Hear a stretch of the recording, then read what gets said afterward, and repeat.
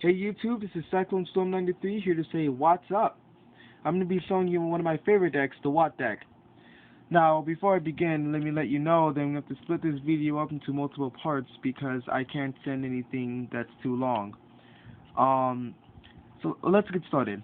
The Watt deck is basically an electric zoo. Little animals with dismissible attack and defense points that have beautiful effects that are more known to stun, but can also do quite a bit of damage to the opponent. Let me start with the monsters. This is what the first video is going to be on. The first set of monsters will be the beat sticks of the deck, and the first one you see is Watt Giraffe. Watt Giraffe is probably the #1 card in the deck. It's got 1200 attack points and 4 stars. Shadows prevent you from seeing that very well. Watt Giraffe has the ability to attack your opponent's life points, which is big in this deck, to eliminate the opponent's life points as fast as possible before they can start screwing with your Watts.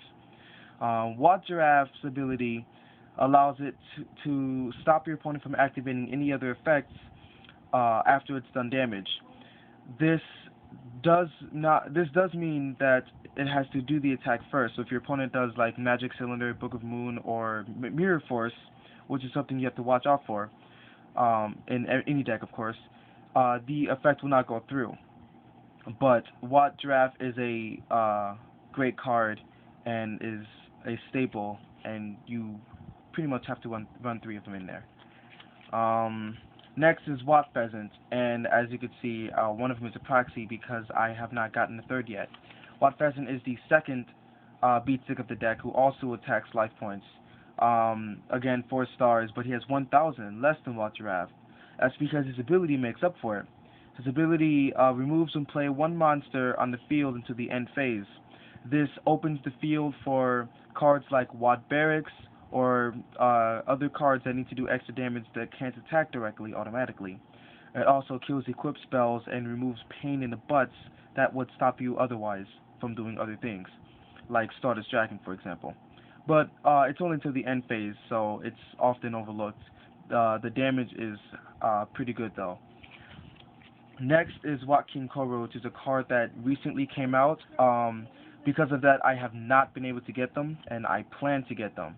Watt King Cobra will become, I guarantee, will become a staple for the Watt deck. It's another 4-star, 1,000 beat stick, similar to Watt Pheasant, except its ability, which is, of course, what would make it amazing.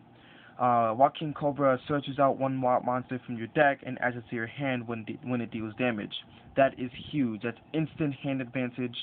Combos great with cards like Watt Cancel and Photon Lead, and it's just great. Automatically run 3 in there. You have to run 3. Those are the beat sticks of the deck. Now for their support. Watt Dragonfly.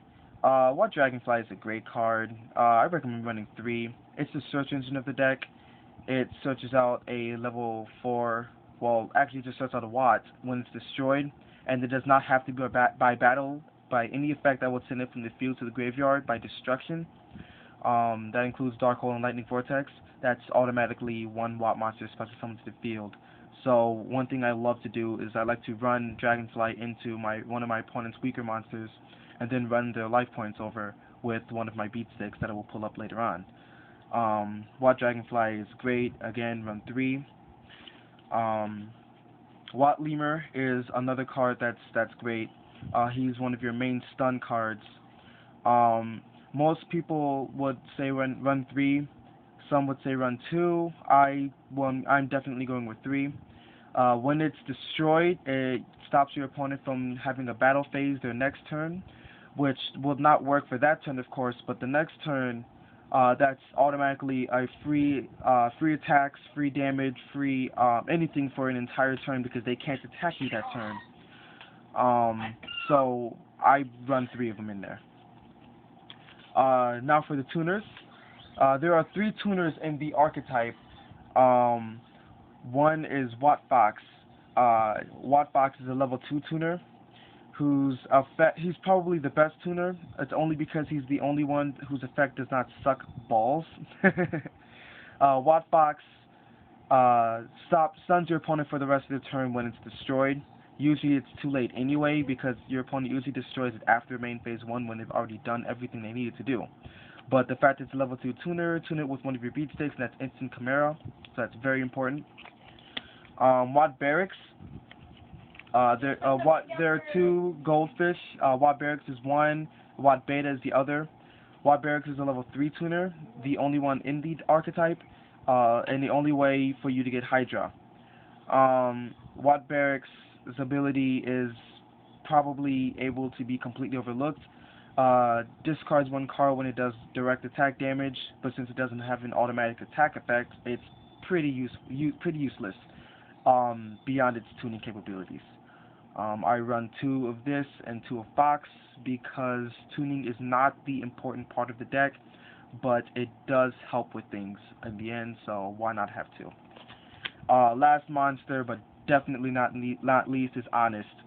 Now, most of you viewers know what Honest does, but for those of you who don't, Honest, you discard him from the hand and select one light monster battling another monster. Have that monster gain attack points equal to the opponent's monster until the end of the battle phase, I'm pretty sure. So that automatically blocks whatever your opponent tries to do to run over one of your Watts. And since the card isn't being destroyed by an effect, Stardust can't stop it. So Honest is a staple. It will always be a staple. You cannot run a deck without it. And yeah, that's just my opinion. So yeah, for the monsters, that's it. If you're still interested, tune in, and I will show you magic, traps, and synchros. Thanks again for watching, and I will see you later.